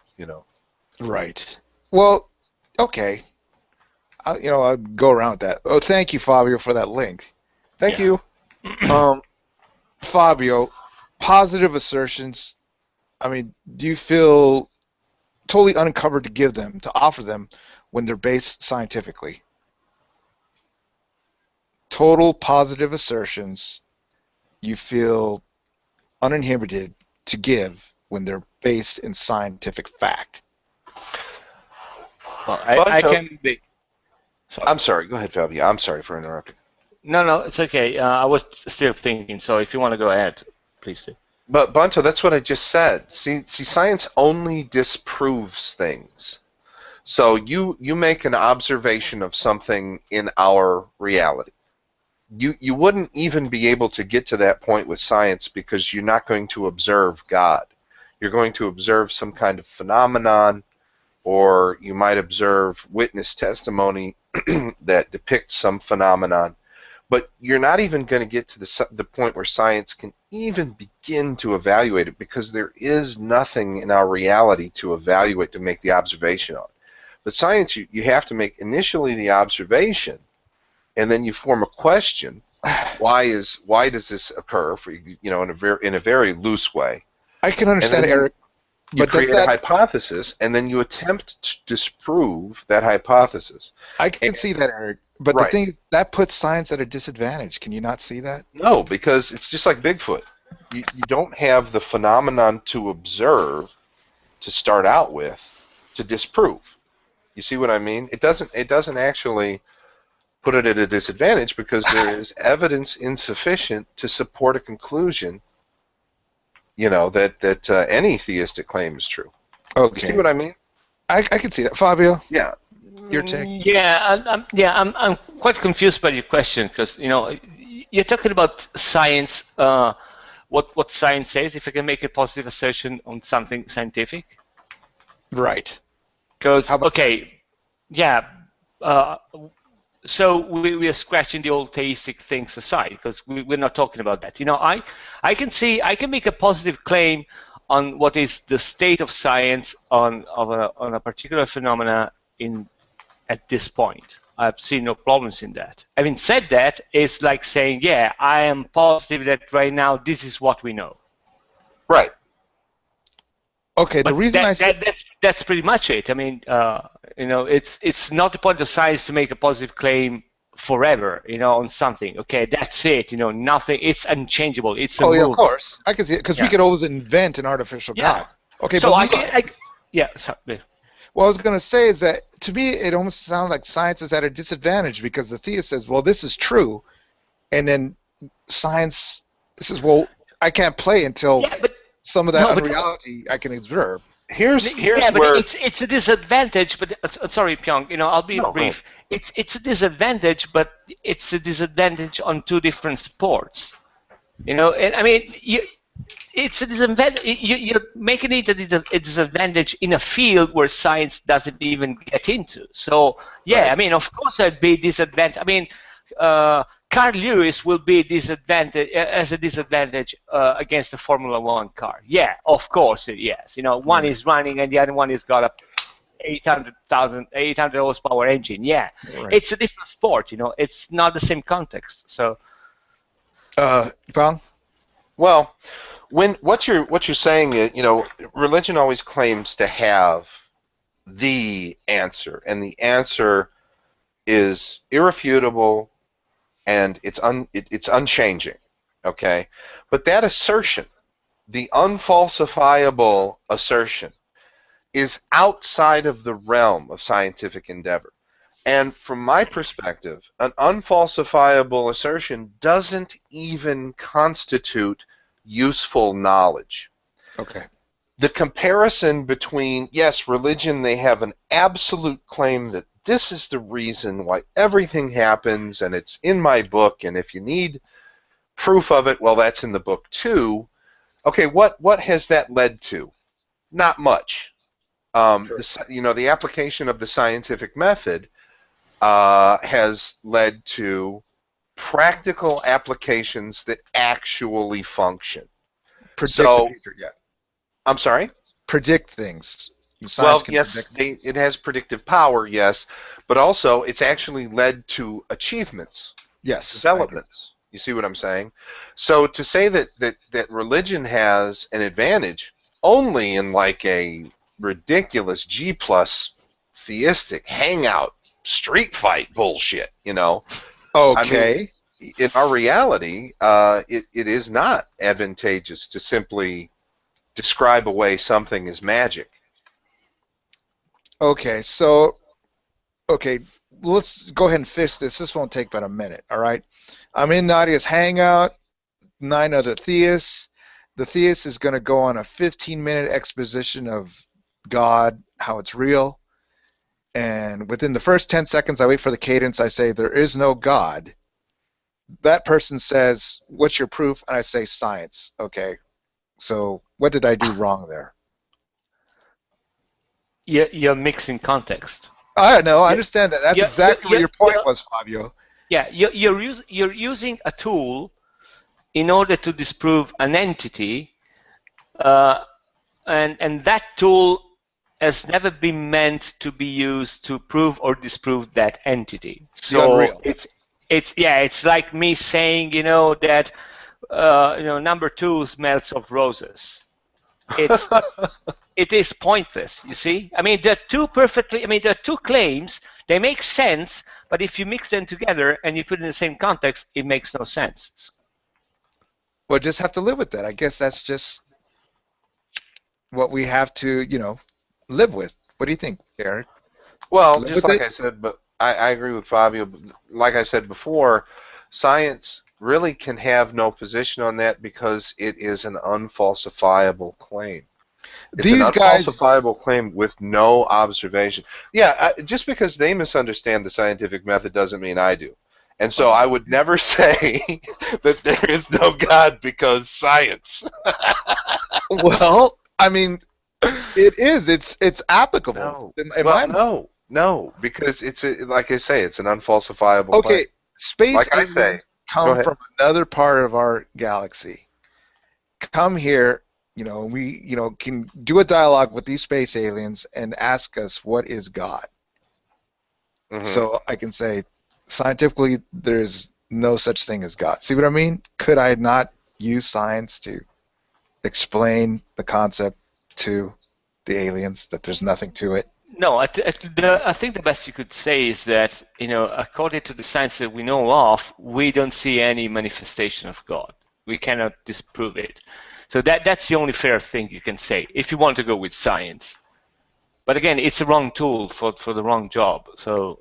Well, how do I communicate with the aliens? I have to explain to them our human philosophy. See, science transcends in my mind. can get a little bit above word games, human philosophy. Listen, the bottom line is, is God exist? Is it a scientific question or a philosophical question? Sure. No, yeah, that was a question. Yeah, but I mean, sure, but I mean, to me, it's like to explain to the space aliens, we have to use science. We have to use. You can. I mean, you cannot use science to explain everything which happens to you.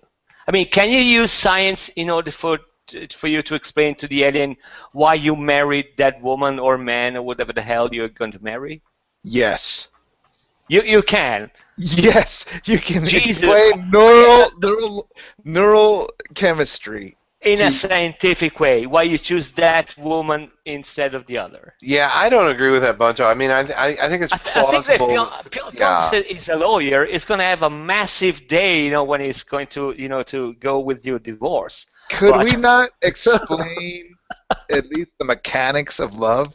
It may be plausible sometime in the future to be able to qualify or quantify exactly what in the brain is going on, for love. It's not something now, but I totally agree, and I totally agree with Fabio. It's you can't utilize science again. Science is just a way to describe and classify things. I mean, right? Very basic form. But the notion of God is not an observable phenomenon. So you can't even begin to use science to classify God. You see what I'm saying? I know, but to explain to the other space alien race, I mean, I don't see the utility of explaining them human philosophy when it's meaningless, when we could just say scientifically there is no God. But we can't say scientifically there is no God. But scientifically there is, because it's entirely a human concept. It's entirely a human invention. I mean, once our sun explodes and wipes out all shreds of humanity, there goes the God concept. Can you not see that? It's an entirely a human invention. No, no, you can't say that. It's just like trying to explain scientifically the principle of induction. It doesn't work. You cannot explain scientifically. How do we explain human philosophy to the alien race? With philosophy. But how? But we don't have that. We do not have that language. We only have the language of science. We got to develop a language in order. I mean, if you want to understand something and it's part of that. I mean, if I want to, you speak English, okay? If I want to communicate with you, it's either me learning English or you learning Italian. There is no other way around, So if we got to communicate on that level, someone has got to give and someone has got to take. There's no way around. So. You're presuming a scientific an alien race which understands science. Okay. Right. Let's just try for a second to think that there is an alien race comes up and they just develop something that we supernatural powers. Okay. Which we say they don't exist. Okay. Let's say that they exist because they use them. How are they going to explain us supernatural powers? We haven't got the tools. Scientifically. No. Yes. No. They'll have to explain why it looks like supernatural powers to us scientifically. But you wouldn't be able to explain. I mean, you wouldn't be able to understand that. The language is science. The language of science wouldn't apply to supernatural powers. Well, the thing is, it would look like supernatural to us, but since they're doing it in the natural universe, they would have to be doing it through science. No, I'm sorry. You could explain the effects of supernatural powers, but you wouldn't understand the supernatural powers unless you start speaking in supernatural terms. No, there's nothing magical, Fabio. There's nothing magical. I know, but I was natural and it can be explained by science. I know. I was just making an hypothesis. It's the same with philosophy. You cannot explain philosophy with science. You got to explain that with philosophy, and you got to develop a new language for that. Explain philosophy with philosophy.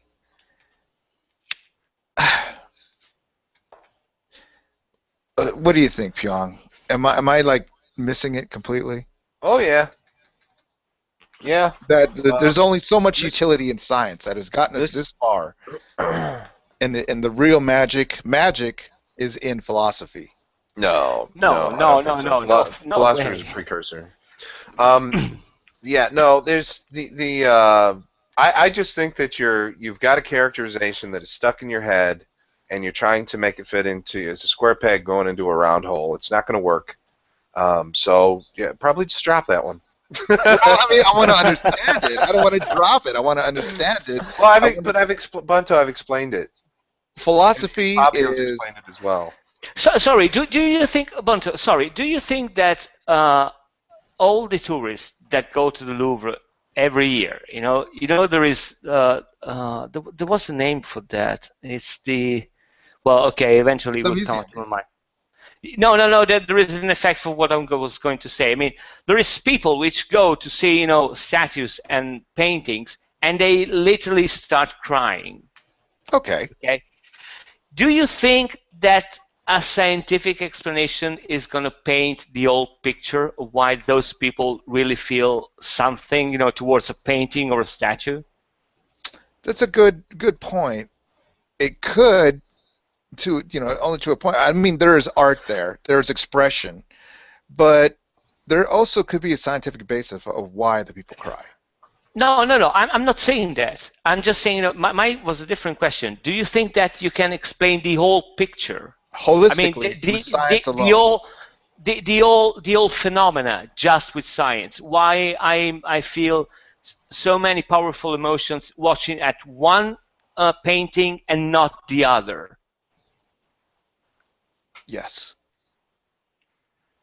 We'll have to someday. That's a pretty bold assertion, yeah. But because I mean, there's nothing privileged about the human experience. Nothing privileged about the human experience. Everything in the universe has to be explained scientifically. No. Why is that so abhorrent? That's just not the. What do you think the scientific method is, Bunto? Let's start with. It's a way of. No, it's not. It's not a way. Not what it does. Not its function. What is the scientific method? You don't have to be exact, but what do you think the scientific method is? It's the way of deducing people generalize science. How our reality works. I'm sorry.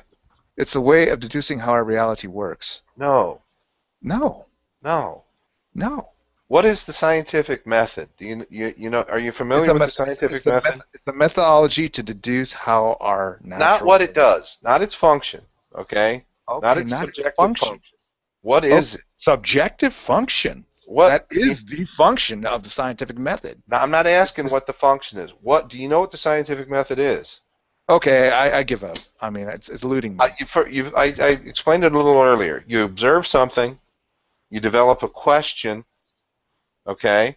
Right. You make a hypothesis that explains the question, and then you essentially attempt to disprove the hypothesis. That's it. That's it. Sure. But is it not a way of deducing the nature of our universe, how it works? I just explained the method to you, okay? Now, you said that everything in the universe must be explainable by science. Scientifically, yes. What's wrong with that? How are you going to explain something that you haven't observed? How you can deduce it. No, that's not how the scientific method works. Yes, that is exactly how the scientific. We have to deduce a phenomena so that we can detect. You're saying that you don't need an observation and you can start using the scientific method? You're wrong. Okay, no, but we can deduce. You're absolutely wrong. No, we can. You can make assumptions. Look. Okay, what's it called? Black energy, black matter. We deduce that there's something holding the galaxies together. So we can't observe it, but we can deduce it. Yeah, that's just you're talking more like applied mathematical models. But I mean, that's not no, the application that's simple. of the scientific method. No. Okay, somebody has come up with a theory of what holds the galaxies together, because without it, they should fly apart. Correct? Yes, but you don't see. We deduce it because we can't observe. Stop.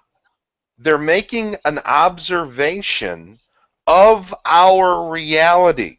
True. And you're talking about maybe like the frontier right now. Okay, we can make an observation, we create hypotheses, we don't exactly know So what we do then is we attempt to disprove those hypotheses one by one. That is not using the scientific method on something that is unobserved. That is not using the scientific method on something that, well, I mean, it's good enough, wouldn't you say? Yeah, oh yeah, it's good enough. Fuck no, it's not good enough. Are you well, out of your mind? maybe I'm misunderstanding What it. the fuck are you talking? You're just talking to talk, dude. Well, No, that's no, good enough. Fuck it. Listen to me. Fuck, we're doing it live. Fuck it. No. Listen to me. Okay, can I? Okay, go ahead, Fabio. I'll get after you. No, I'll just be brief. First of all, one I got to point something that is not only things that are observed directly. You can end up observe data, which is caused by that phenomenon. Because if not, you don't have. It doesn't require direct observation, but there is an observation, indirect or direct. No, I agree. I just want to point out because if not, G-Man saying I cannot see a dog turning into a non-dog would be right. Because just pointed that out. but there is a. Oh, bloody, okay, now I get really boring. When Galileo developed the scientific method, because this is the bottom of the thing. The thing that people doesn't understand was that Galileo wasn't a scientist. Galileo was a mechanic. He wasn't interested in how things works. He was interested in why things works. He was interested in how. So the scientific method is a method developed by a mechanic to write the user manual. Okay. This is what science does. It writes the user manual. You will not find in the user manual of your car why your car is shaped like that. Okay. You will find how it works, and that's pretty much it. Then and that's exactly the thing. You choose a car and say, I like that car because the shape and the color, but that has nothing to do with how it works. You cannot deduce from the user manual of the car why you bought that car, because you bought it just because of the shape and the color. These are not the answers from science. I'll say, Fabio, that's dependent on how good the manual is. If you had an extensively explicit manual, perhaps you could deduce why you bought the car. See, if vocabulary was large enough, maybe you could make those deductions. Listen, if you bought the car because of the shape and the color, you cannot make, as good as the user manual can be, you will not deduce why you choose that color and that shape. Oh, I could just argue on that one. What is the value of information, Fabio? What is the value of enough information? It's not the problem of enough information. It's the problem of the wrong information. Okay. The user manual, you will find all kind of information, but at the wrong one when it comes to the question why you choose that car. Oh boy. Okay. If the answer is the shape and the color, you can have a user manual which also tells you the shape of the car and which color it is. But you will not find the answer, okay, but why I like that color? You see? You see what I mean? It's a different question. No, I believe if you have enough information, you can arrive at least an approximation of the correct answer, if you have enough information. Listen, I understand your point. Don't get me wrong. I'm not arguing for the sake of arguing. I just. Oh no, it's not that. It's a wonderful conversation. Yeah, and still don't get. Well, okay, that's another question. But what I'm just trying to say is that, and please take it, with we're not friends, but we've had a couple of hangouts. My problem with some assertion that you made is that if you really go deep into it, sometimes they're indistinguishable by a religion. Okay, saying I'm one of them. That's my slight problem, with All right, I've encountered this comment before that I am like a fundamentalist in the thinking and the construction, but it's a good thing, I'm well, the thing is, it's a good thing. Well, okay. The thing is, like, my faith in science, isn't that what we're talking about? My what would you say, zealotry towards the scientific method can be likened to fundamentalist arguments. No, Would you agree? I think no. I think that I have faith in science too. I make my job in order to make my job, I have to have faith in science. I'd be starving to death if I didn't.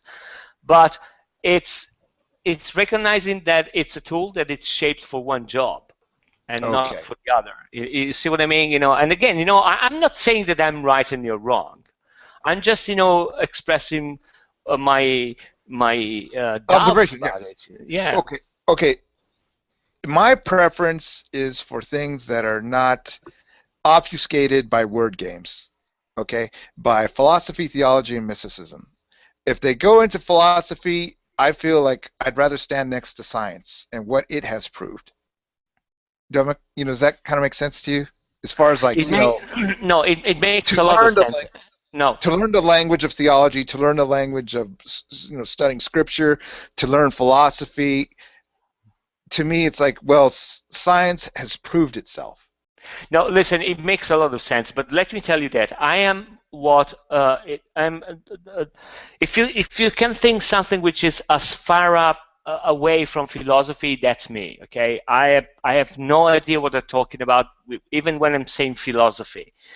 But I've learned one thing, that if I had to judge philosophy from what I hear about philosophy in Hangouts and YouTube, I would be perfectly right.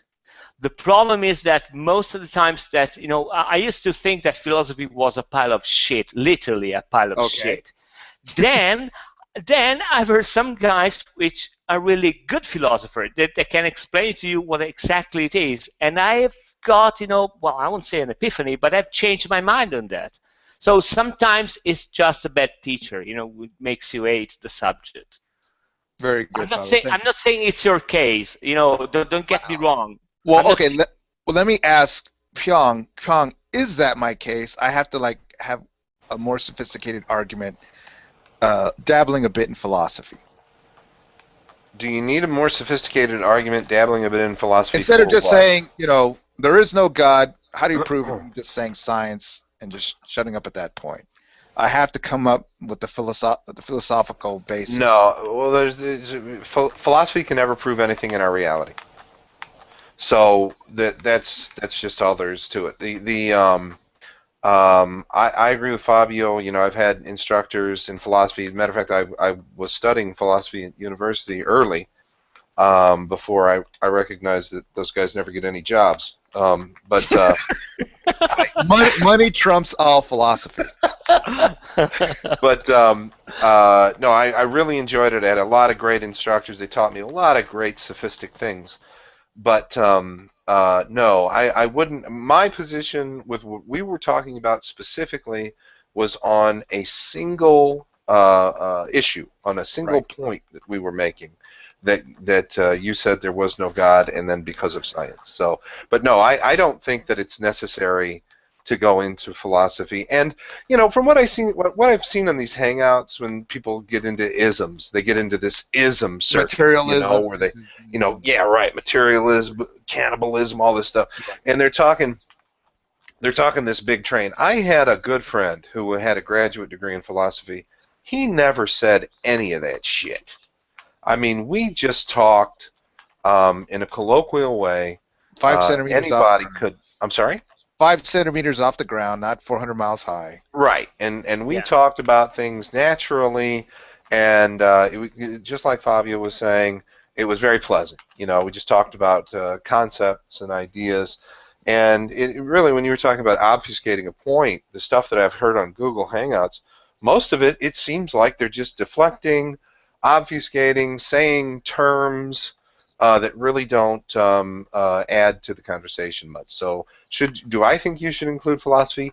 Absolutely not. Okay, listen. I want to get laid in these hangouts, right? Mm-hmm. Can I do that solely with science, or do I got to know philosophy? If I need to get laid. If I need to get in Nadia's pants, I got to know materialism, communism, Why? economic, communism, right? Why Gotta can't you know all just that settle for conversation? Why can't you just settle for the ilm? The knowledge that you're gonna gain from each person that you meet. I should just jack off by myself. Is that what we're saying here? I need to get in somebody's pants. Wow, this took a turn. Man. Well, I'm trying Yeah. to speak 5 centimeters off the ground. I'm trying to make it sense to our audience. If you need to get laid in these hangouts, you better know philosophy. Okay, let me put it this way. What's the name of the guy? Feynman. Feynman was, a notoriously tombeur de femme. Okay, he really got laid. He got laid when he was playing bongos. He wasn't explaining physics to the ladies. He was playing bongos. So, Okay. I mean, take your answer from that. I got to be sexy. I just can't be Yeah. smart. Yeah, and I mean, he won a Nobel Prize. He is one of the brightest minds in the 20th century. Top-notch physics. And you cannot get really that better than that. He got laid a lot. He wasn't talking about physics when he got laid. He was playing bongos. Well, let me ask you, Fabio. Have you ever been sexually stimulated in a Google Hangout? No way. Never. No. Never been turned on by anybody. No. Maybe, Nadia looked at you kind of funny and, you felt some chemical reaction. No. You see, we could explain that scientifically, so don't feel bad. He's not gonna say anything. Fabio, aren't you married? I am married, yeah. He's not gonna say anything. He's like, excuse me, I'm married. I'm just working for it. No, I mean, no. Being married and being turned on are two completely different things. I mean, it has nothing to do with that. No, I've never been turned on in Hangouts. No. Well, have you ever enjoyed somebody else's opinion? You found some sort of attachment to an emotional attachment. Yeah, that was a good job. Oh yeah, emotionally, yes, yeah.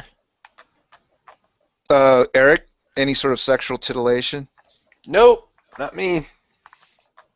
Do you fear it?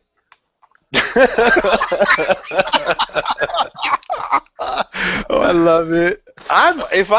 Sexual titillation by Nadia, I might fear that one, man. No, dude, I'm just kidding, man. Nadia's all that in a bag of chips, dude. With that Nazi hat she has and those. Oh, God help me. Oh, that's it, bro. That's magic. I would not be ashamed if I was sexually titillated in a hangout. In fact, I would enjoy it immensely. No, I would say I've come close. It would be a wonderful experience, it hasn't happened to me yet, what the fuck? I'd love to, but it hasn't happened. Oh shit, man. Well, it's kind of pretty though. I'll admit that. Not Nadia per se, but I mean, if I met somebody that looked like Nadia but was, more manly. Well, no.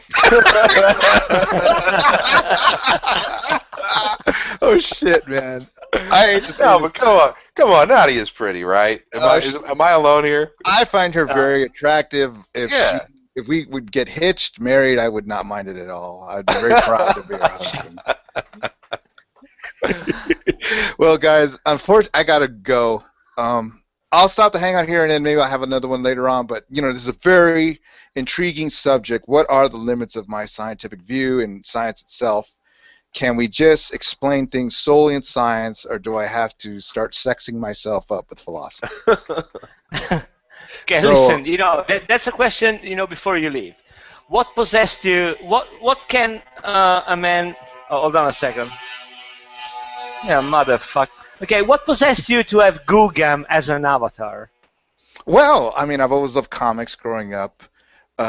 Jack Kirby, of course, and I mean, what happened really, just the mechanics of the thing, is now they've scanned all the comics in, right? Digitize them, and then you change them into CBRs, and so I'm also a Photoshop nut, so I just take which pictures I like the most and copy them, just keep them as an avatar. So really, I just love.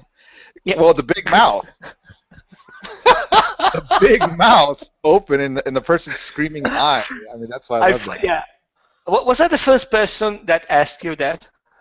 Actually, no. Well, people have always fallen in love with that avatar, and I think they actually knew who he was. No, they just not like you, Fabio. Some, Okay. yeah, I'm pretty sure you're the first one that realized that was goo gum.